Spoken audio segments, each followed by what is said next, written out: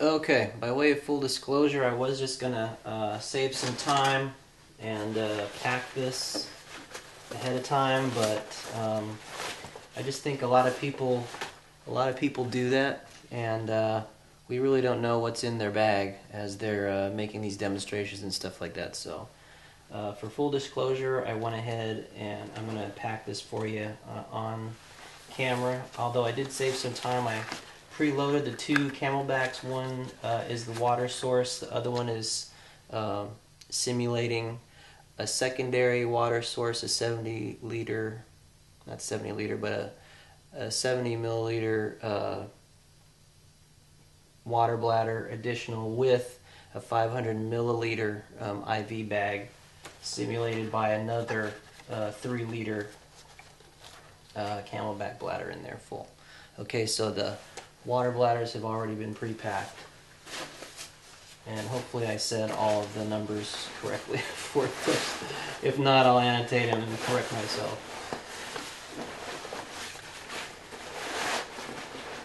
Okay.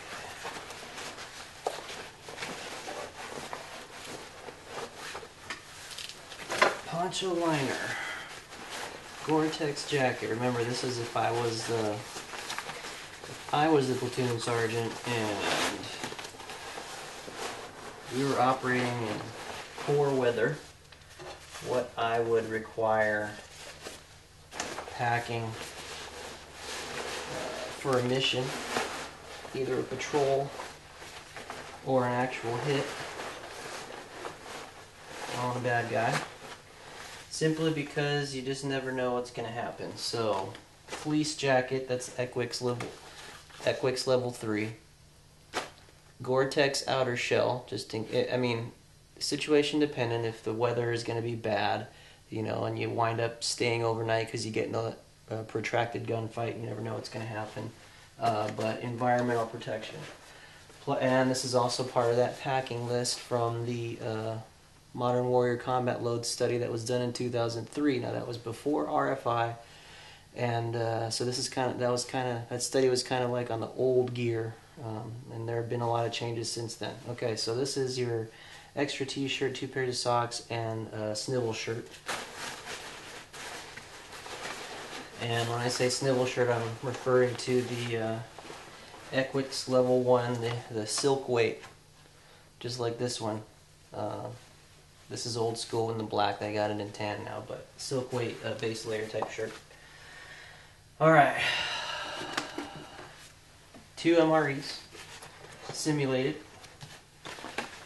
Okay.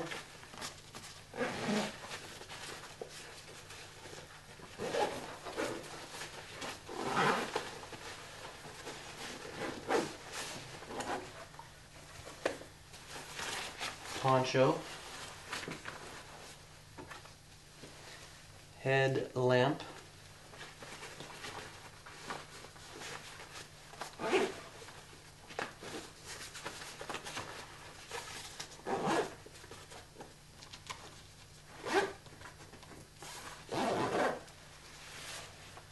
You never know when you're going to need white light. Alright. Part of that weather kit is a net gaiter and headscarf, or fleece cap.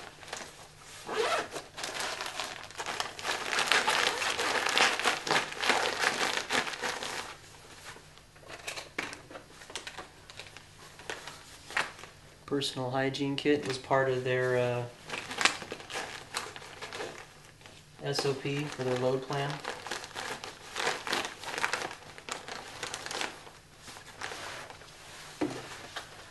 Spare batteries. Now they're probably talking about Singar's batteries, the radio batteries. But this will suffice. And if I was the platoon sergeant, I'd insist on bringing leather gloves. And with gloves, you always want to have your, again, inclement weather. You want to have some kind of insert so that your fingers don't get frostbite, depending, weather dependent, whatever's going on.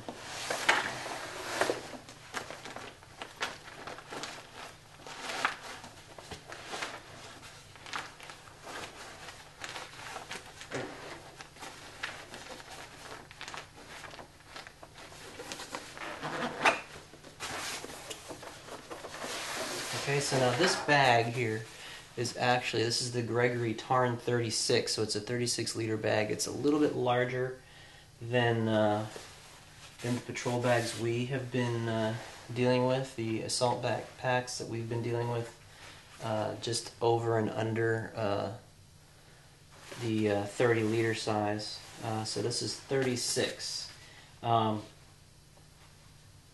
One other thing is, yeah, this does not have any MOLLE attachments, but you can easily incorporate an E-tool here in the system.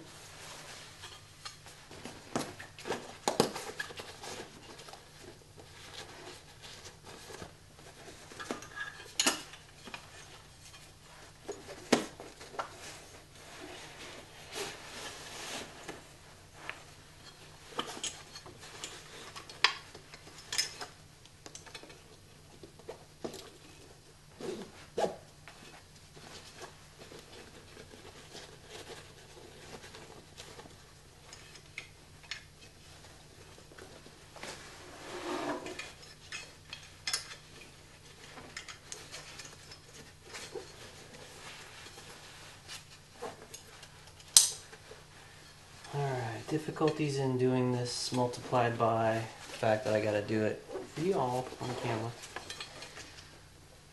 So we kind of got to cheat the angle here so that you can see.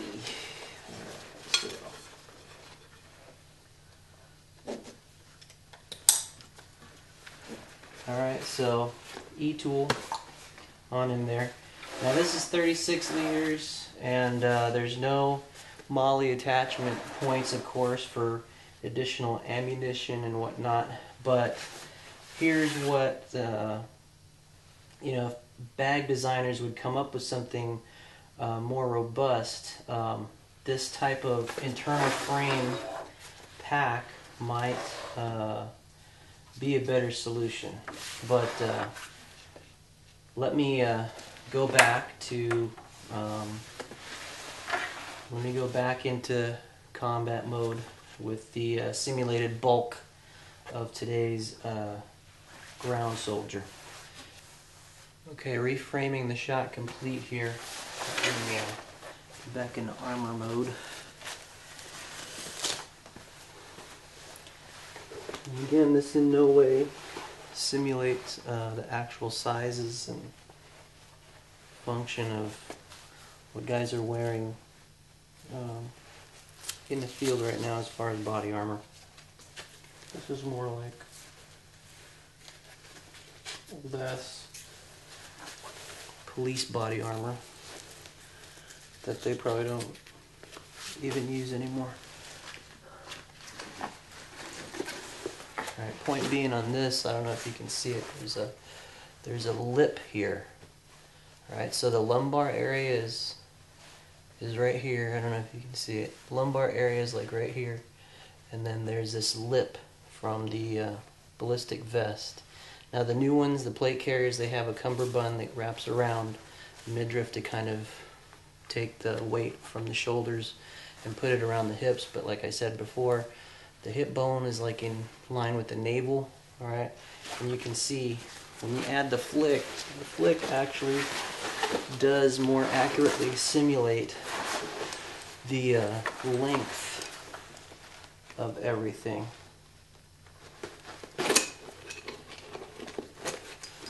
Alright, so now you got all this stuff all around you, and I'm not even wearing all the M16 magazines and all this kind of stuff. This is my kind of civilianized bug out version of all this stuff. Let me see if I can. Alright, so you can see it's more just more bulky in general. Okay, but we saw what happened with the camelback stuff and how that carried. Watch this.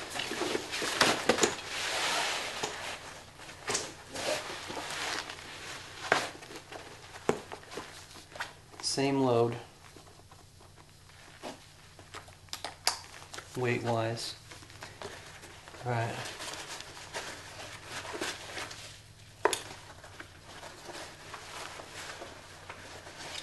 And here's the problem. Even with the civilian stuff, here's the problem, is that the waist belt can't get around all the crap. Even to put it underneath is near impossible to carry your load correctly. But compare this with the Camelback. All right, the straps are within, you know, there's, it's not overly bulky.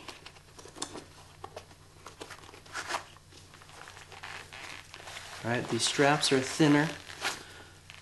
All right, the silhouette is thinner, not as bulky. Okay, if only the problem is that there's no way in military mode for you to get the weight around your hips so that you can carry it efficiently. But just this design on its own is more efficient than the assault bag type design. So it's thinner, more robust. And again, I'm talking about stuff just off the shelf. I mean, there are those other manufacturers, Kifaru, Iberlistock, Mystery Ranch, that make a more tailored design to their packs, but you're going to pay a premium price. You're going to pay a premium price, you know, $300 and up. You got to ask yourself if you're worth it. You know, I'd be worth it. I'd be over there, ding dong, hey, I'm a customer. But maybe one day I'll be able to get one of those bags, or a couple of those bags, and do a head-to-head. That'd be pretty cool. But so yeah, this design is automatically more ergonomic. But wait, TSF. What about the Camelback BFM? That's what everyone uses because it's so much bigger, so that you can fit the load that the ILBE assault pack didn't fit.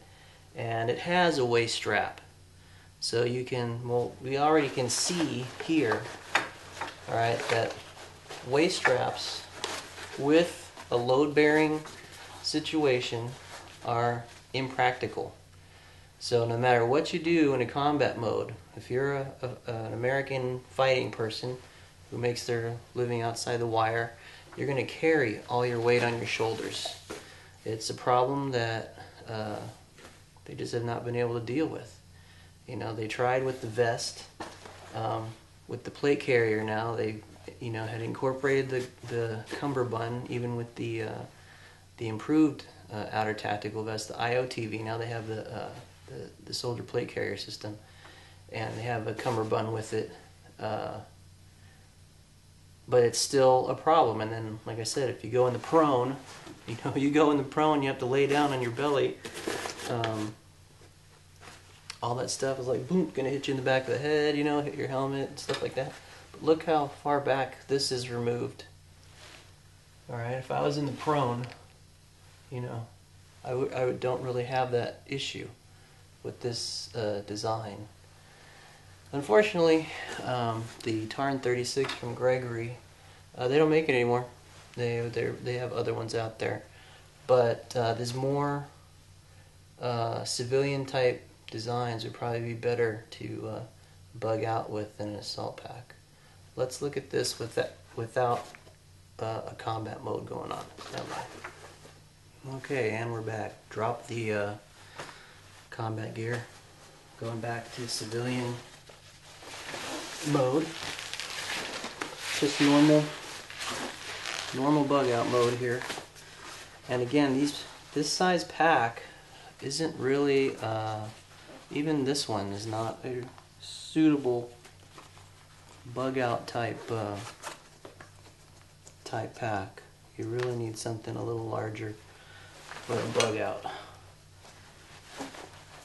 just to fit everything. You need like a 55, 65, 75 liter thing just to deal with the loads that you're talking about, to to live, not just to survive, but to live. There are a lot of people that want to talk about survival and emergency survival, and okay, what about emergency living? You know what I mean? Okay, so now that this is around my hip bone, in line with my navel,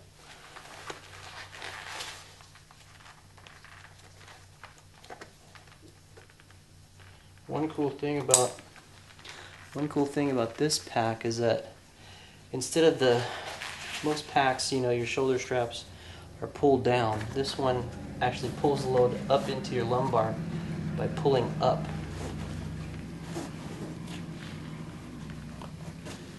So it gets pulled up, which I thought was pretty cool.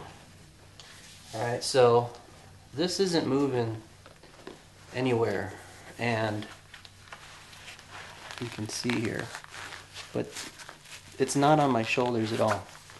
There's no, just resting there. It's tight around the chest, right? But there's nothing on the shoulders. It's all on the hips, which makes for a comfortable carrying experience. So, you know, people trying to choose assault packs are really not looking at the big picture. They're more concerned with the cool factor, which is a mistake, in my opinion. And I'm sure a lot of people are going to give me a lot of flack for it, but, you know, assault packs, in my mind, are an unfortunate but necessary evil. It's unfortunate for the fighting guys that need, you know, they need a system like this because they don't have a choice. They need the ruggedized denier. They need the MOLLE attachments. They need the flexibility that these packs provide, but it's not a real good load carrying system. They're only, for the most part, for most of the off-the-shelf stuff, right? Like 511 and Camelback and stuff like that. One size fits all, and good luck if you're a short guy, and real good luck if you're a tall guy, because this is definitely just going to rest on your shoulders because of the gear that, and look how wide, look how wide these shoulder straps are. They're just like going to cut into your neck. Okay, and for our fighting guys, all the stuff that they wear just negates the hip strap, the hip belt. You can't use it because of all the stuff that you have. And if you have to, you know, quick release your pack, you don't have time to, you know, undo all your stuff. So it's pointless. Everything is going to be for the soldiers, is going to be carried on their shoulders. They have no choice. They're, you know, until there's a revelation and innovation. They just got to suck it up, you know. But for civilian guys to want to experience that carrying loads is irresponsible. So ditch the cool factor. Look at what the real factors are concerning load carrying, and you know, if you doubt it, load your high-speed pack up and head out. Go do 20 miles, 10 miles out, 10 miles back, and tell me whether or not you want to ditch your assault pack or not. Okay, these things are worthless in my mind for civilian applications. You know what I carry in here? Clothes. If I do an overnight, I'll pack clothes in here because of the, you know, this thing does have some, you know, panel loader, but because of these straps in here to tie all my clothes down, I could, you know, pack 3 days worth of stuff in here with shoes and all kinds of stuff, and take a trip. But so it's a suitcase. It's not a bug out bag because it's inefficient as a bug out bag.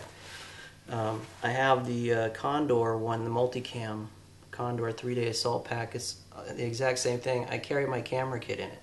So, but bugging out? No.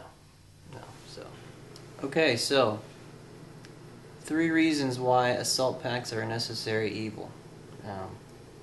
One, our guys in the field don't have a choice. You as civilians, if you're a civilian person looking for a bug out solution or some kind of quasi-tactical solution for whatever your problems are, have a choice to look further and avoid the cool factor for the practicality factor.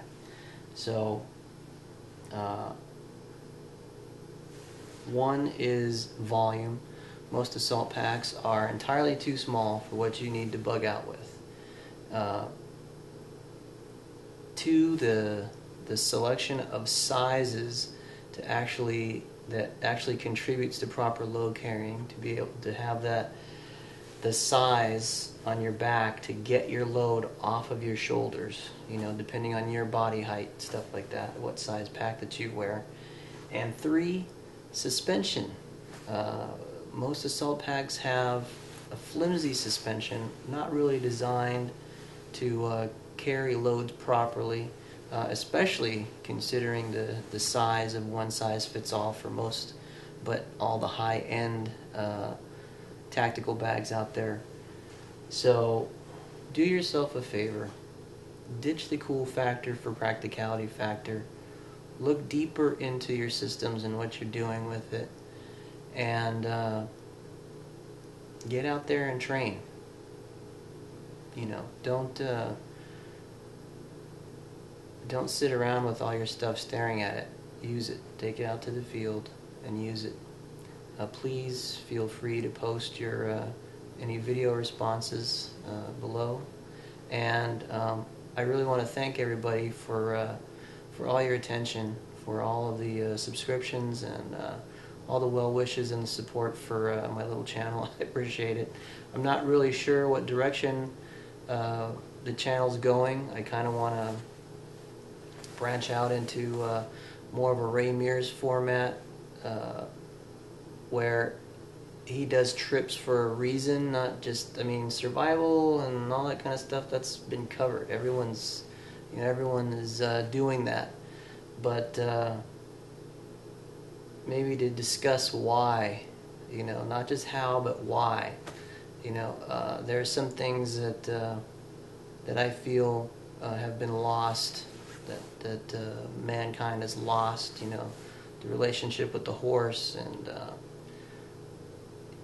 what would happen in a situation where there was no more electricity, and as the big debate between liberals and conservatives over green technology and blah blah blah, all this kind of stuff, and how our ancestors were all about the green technology because that was all the technology that they had, but how we've lost touch with that. So so please let me know. There a lot of people have tuned in simply for the gear reviews and stuff like that, the minimal gear reviews there are, but like the ILB pack review seems to be the largest one. And is everyone just interested in gear, or do we want to do a little bit more?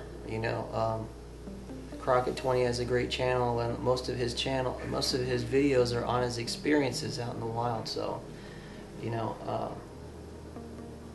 let me know what you think. Leave some comments, PM me, or send me a message or something. Let me know what you're interested in. Let me know what attracted you to the channel and what compelled you to subscribe. So I'm going to try and still kind of stay on the creative tip, but I appreciate all your support and all your attention.